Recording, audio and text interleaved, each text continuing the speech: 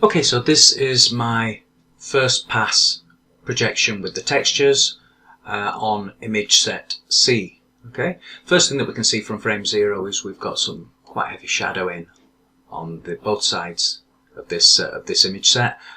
That's being cast by the buildings that are in the foreground, image set A and B, and we already established at that point that there's big chunks of this image like that are occluded completely that you never actually see. Like all this area you never actually see, you only really see that little area there. On this side you never really see beyond around this point here, so all this on the outside there we don't really have to consider. What we do need to focus on is that central area in between the shadows. Okay, so the projection with the checkerboards established that by frame 70 the pixels or the textures, the checks are doubled, and therefore we needed to use a second layered projection. Prior to that I created a second projection at frame 60, so we transfer from one projection to another projection at frame 60, and then I established that the texture had doubled further by frame 90.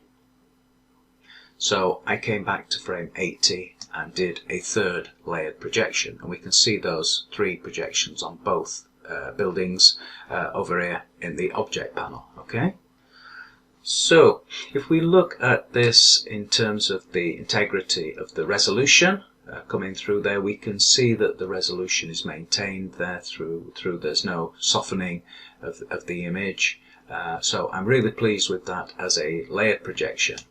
But what we need to consider beyond that is what happens beyond frame 80. Okay, this image set goes off screen by frame 120, but we've got these 40 frames in here where all sorts of mischief is making. Okay, so I guess if we come towards the end of the shot, we can see probably the most obvious, which is the textures doubling and smearing across these steps. So the textures from this wall here are doubling across and stretching across the steps.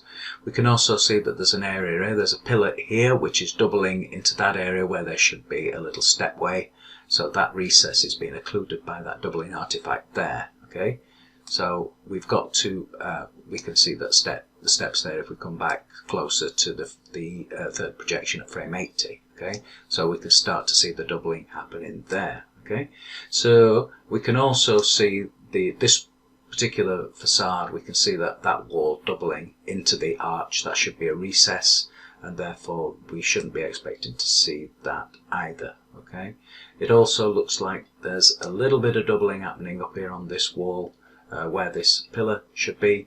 We can see that the wall next to it here is doubling across onto that building, onto that facade once we get to about there. So that's not right either. All this area here is doubling from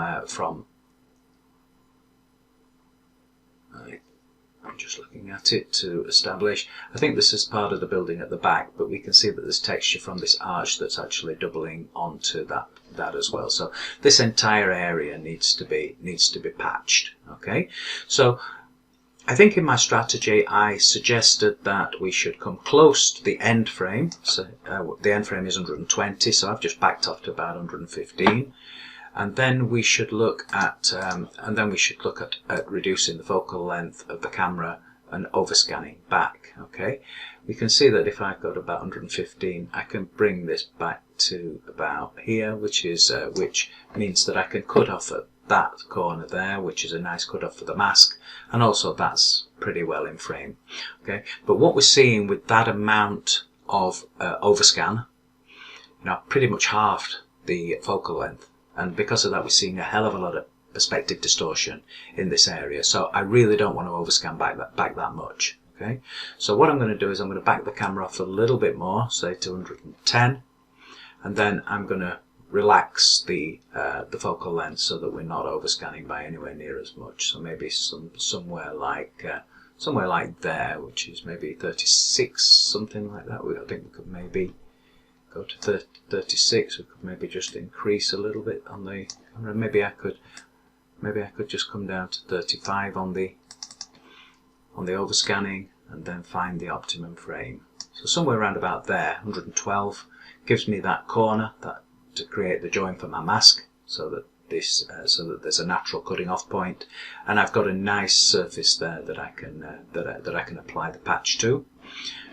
Similarly with that, I can deal with that patch there, and I should be able to do that as well from that frame. However, I'm not particularly happy with the fact that I've lost that arch. I'd like to try and get that in the patch as well. So I think I probably need to come back a little bit more, maybe to 110, and then maybe just back off a tiny bit more.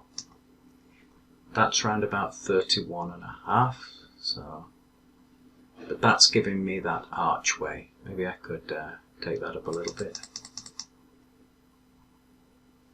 Yeah, round about a focal length of 32 is giving me that entire arch area there. I've still got access to this mat line. I've still got access to that area of the steps for patching, and I've still got access to that. However, we just need to address the issue of the resolution between that patch, which I identified would be around about there, frame 110, and round about here where the steps are quite high in focus, around about frame 20. So in that time we just need to make sure that the resolution doesn't exceed double during that little sort of section there, otherwise we will lose resolution in the as we pass through. These will be a little bit soft, and we don't want that. And same goes for this this wall on the right side. Okay, so we'll just need to watch out for that. So this might need a third pass once the first patch is applied to make sure that no resolution's lost, and if it is, then we may need an extra patch at this end just to deal with this area.